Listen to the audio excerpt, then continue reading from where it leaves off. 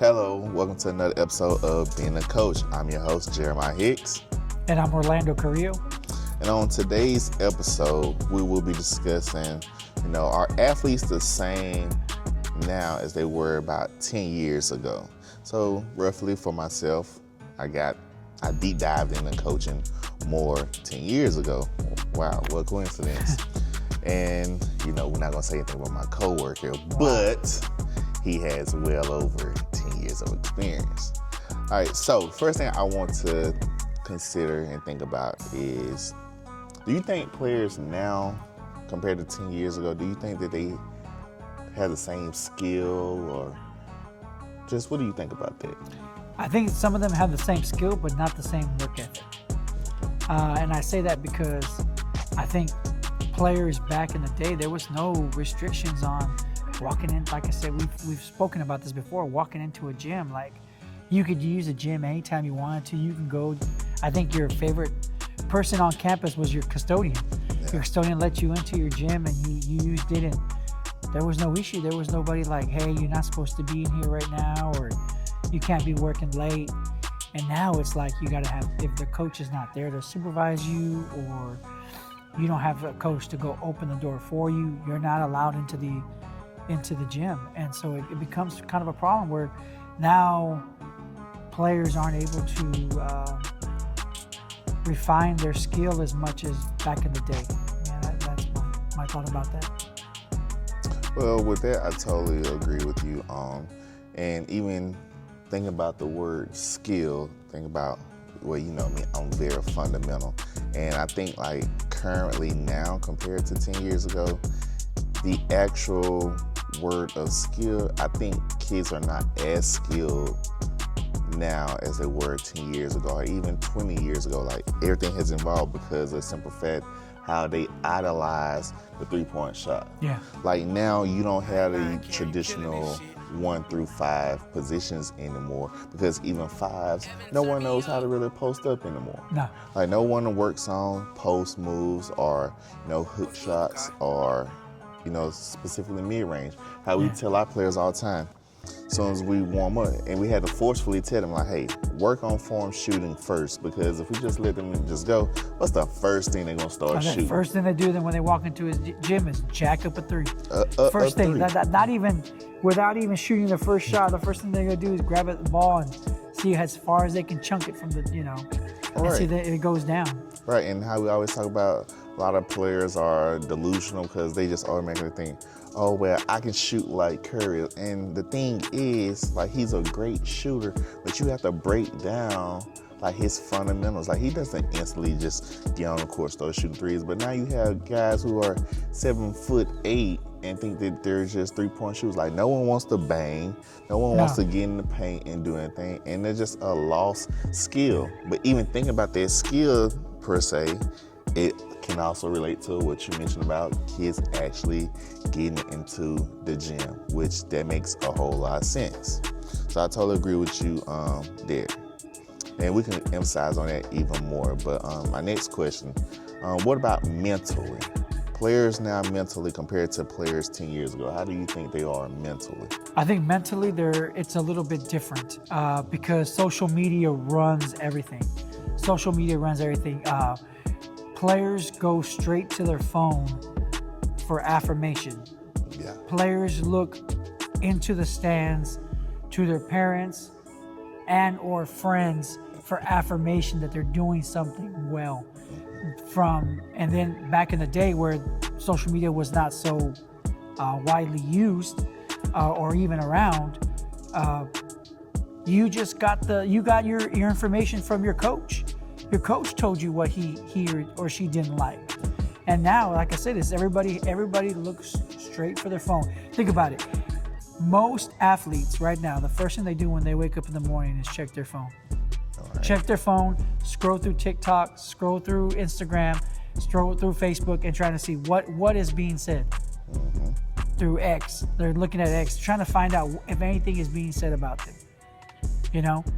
They're not. The internet has really and truly messed the mentality up of our athletes, and it's caused bigger issues. Right. that sometimes we need to come in and deal with, because they can't take the criticism from somebody who doesn't mean anything to them. They hear it and it bothers them. Yeah. They might not even know the person, but it bothers them. Exactly. And now we got to deal with it.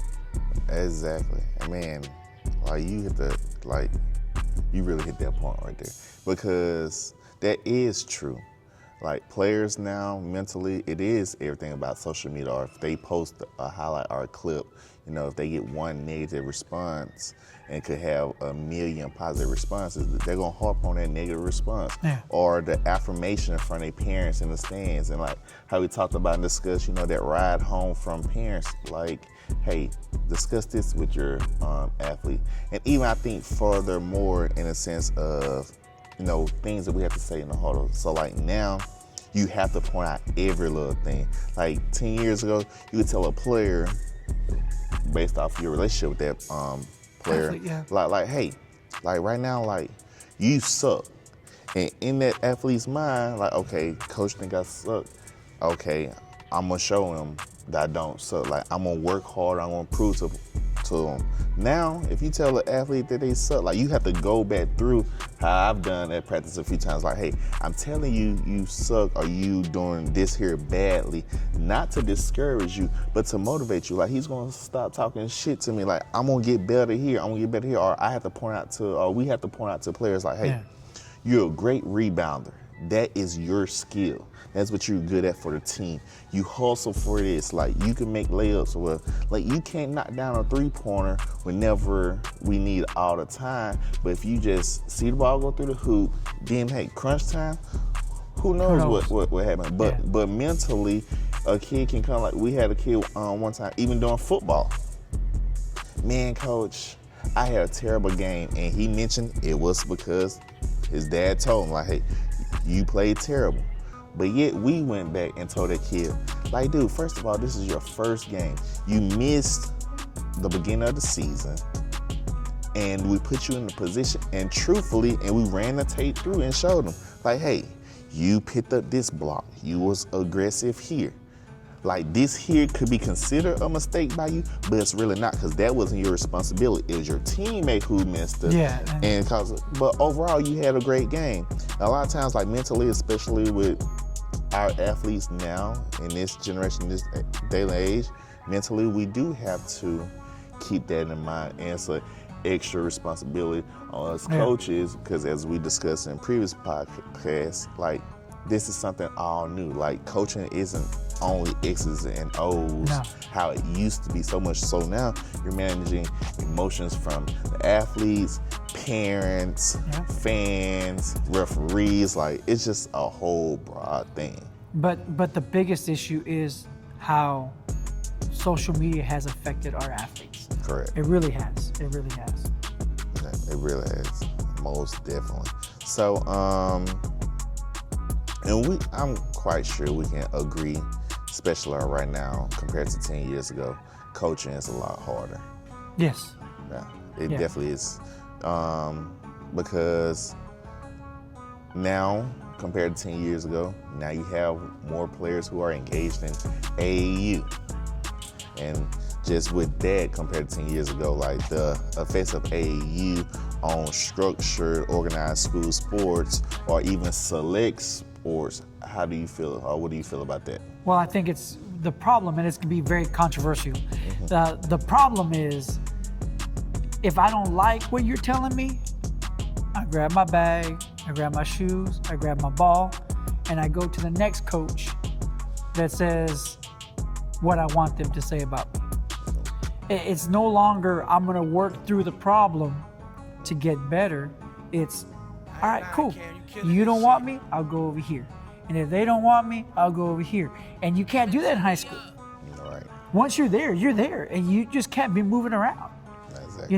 And so I think what AAU has done has been more watered down, where you can just go anywhere, or you can be on the top team and not even play. So you're walking around telling people, I'm on so-and-so's basketball team, and you know from past experiences, man, that team's a really great team. The kid ain't playing.